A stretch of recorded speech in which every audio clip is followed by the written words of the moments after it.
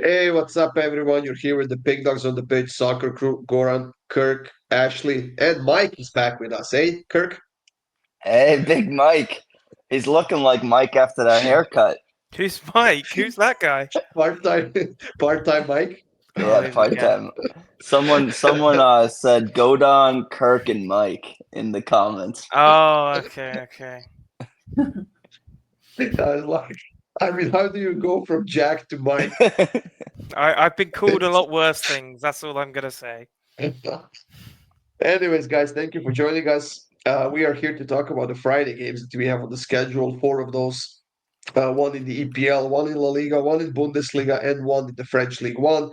And of course, you can join us on Discord for more free picks. It's been quite fun, actually. We're getting more and more people are giving out their picks, their parlays, and whatever else. So join us on there. There's a link in the description. Check out our premium picks, and of course, subscribe and hit that like button on the YouTube. Let's get this show on the road. Kirk, West Ham and Chelsea. It's a London derby of sorts. Chelsea coming off of a lazy nil-nil draw. West Ham got their asses kicked, but this is still Chelsea, Chelsea, No. Chelsea. This No, game, no, this game that's is wrong. West Ham get battered everywhere Everywhere they they go. go, West Ham West get Ham get battered battered. everywhere Everywhere they they go. go. What do you have in this one, Kirk? Um, I'm on Chelsea here. West Ham kind of. I'm Jack. You might have actually had the best prediction so far of this season was with the West Ham relegation. I mean, losing 3-0 to Sunderland. Oh, they played Sunderland, right? Yeah, Sunderland open week. Um, yeah, Chelsea's a tough team to cap, but they should be able to get going here. And the price I'm willing to pay here, I'm getting it minus 160. So Chelsea all the way for me. Yeah, especially after they failed so miserably in the first game against Palace. They It wasn't a lost. fail. Actually, it was a well. I mean, come on, nil-nil draw at home. That's Fail. just stupid. Ashley, Palace what do is you have? that team. I wrote all of these down so you don't have to pull that up because I know some That's fine. people were getting We their still have to turn them on at some their point. underwear panties in a wad over having to see the bottom of the screen early. But yeah, I think I'm agreeing 100% with Kurt here. Like Chelsea, they're definitely a difficult side to cap. They have been for all throughout last season too. But yeah, nil-nil draw wasn't boring, but I also agree with Kirk with that. Playing Crystal Palace, I don't think that was like a gimme win or anything. But here versus West Ham, this will be the first time I'm actually personally going to put a little bit of money on Chelsea because I mean, just like Kirk was saying, right? If you take a 3-0 beat down to a newly promoted side who most people, have never even heard of, that's just embarrassing. So yeah, I look for Chelsea to kind of take advantage of what they probably view as a super weak team, right? And they should come in with confidence. So I think money line's a really good bet too. But I'm going to take them on the minus 0.75 handicap here at minus 118. So if they win by one goal, we get a half win. But yeah, I'll take a half win on every bet I place and live a very nice life. So yeah, Chelsea on the handicap is the play for me here. Jack? Yeah, I'm just happy to push this for Chelsea to win by two. Not the best performance against Palace, but again, they've only been back training for a week prior to that because obviously they ran so deep in the Club World Cup. So I can kind of give them some leeway. And to be honest, they really could have lost that game if they give the Eze goal. But it's West Ham. They're terrible. They're absolutely terrible. If Chelsea and the only thing that made me not want to take Chelsea in this game, just that little whisper in my ear, is it's West Ham's second cup final of the season, home to Chelsea. The first cup final is Tottenham at home. So, yeah, it's a big game for West Ham, but it doesn't matter how big it is. This team is absolutely terrible. So, give me Chelsea minus 1.5. Yeah, we all have Chelsea to win in some way in this game. Kirk and I are sticking to money lines. Moving on to La Liga. Ashley, we have Betis and Alaves. What do you have here? Yeah, I'm going to take a player prop in this one. So I'm going to take this guy, Ruibal. I guess that's how you pronounce it. I'm going to take him just to have a shot on target. So he's had at least one shot on target in 3 of his last 4 starts, and over those 4 matches, he's also scored twice. So yeah, I don't think either side here with Betis and Alaves. I don't think either side are world beaters defensively. So don't need him to score or anything. Although the fact he scored in 2 of his last 4 definitely points to this being a winning bet. But just for this Ruibal dude to get one shot and to put it on target is all I need in this one. Jack, what do you like in this one? Yeah, I think key part of this is Betis not playing at Betis. It's obviously they're playing in Sevilla. And I wonder if it's just going to take a couple games really in new territory to essentially, take it in. So yeah, I like Alaves on double chance. They played well last week. Yes, it's Levante, but they managed to score twice. Betis draw to Elche. So I just think this is more of like a momentum play more than who I think's better pound for pound. Don't love it, but I just prefer to stick with a double chance on the dog side here. Now, Kirk, you and I are keeping this simple. Just take Betis on the money line. They had what was it? A 1-1 draw 1-1. in the first game. Yeah, I think they get a win out of this one. But do your shopping as far as the prices go, guys. Get the best possible you can. Kirk, there's no need to talk about this one anymore, but you can talk In about your your favorite opinion, team.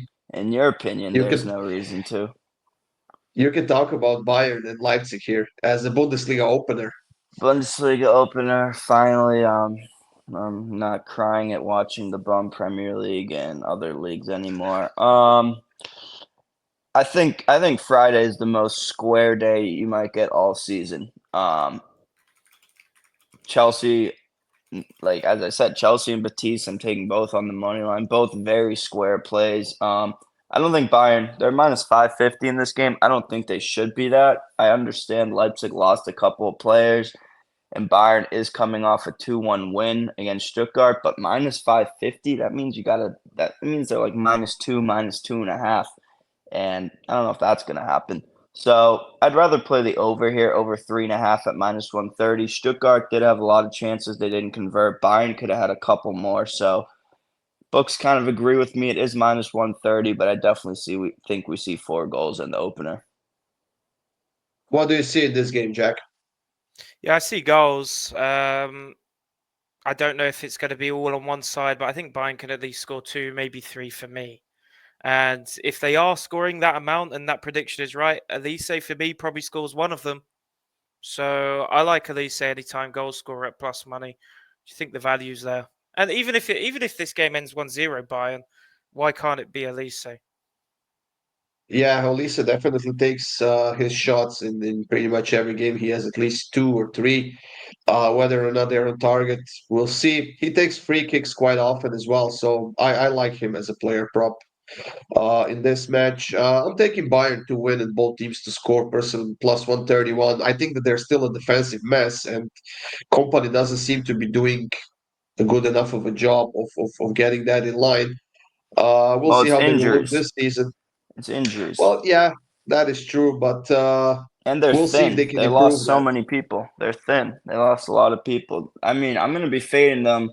Once Champions League starts, I think it's the time to start fading Bayern in some of these Bundesliga games. Now, I think beginning of the season, they'll come out pretty strong. But you lost Coman, you lost Sane, Musiala's out. This young boy Carl is everywhere now. I don't know about who the hell Carl. I Told you actually saw about Carl. Told you about Carl. I know Carl came in the other day. Yeah, but I don't know where I'm going with this, but I think now is not the time to fade Bayern. There will be spots to fade him though. Yeah, actually, you and I agree. It looks like Yeah, which makes me a little sad. I don't like agreeing with you, but yeah, I do hear. where'd that come from? I don't know. I actually do agree with you. Usually, I just don't like to admit that. Jeez, that's even worse. This play here hit for us on my last pick with Bayern. Both teams to score, but Bayern to pull out the win. So These are at plus money. We hit it with Stuttgart, so I'm going to go again here. BTTS, so the last 9 of the last 10 meetings between these two heads up, both teams have scored, right? So that's just insane stats for anything bet-wise to have hit 9 of the last 10.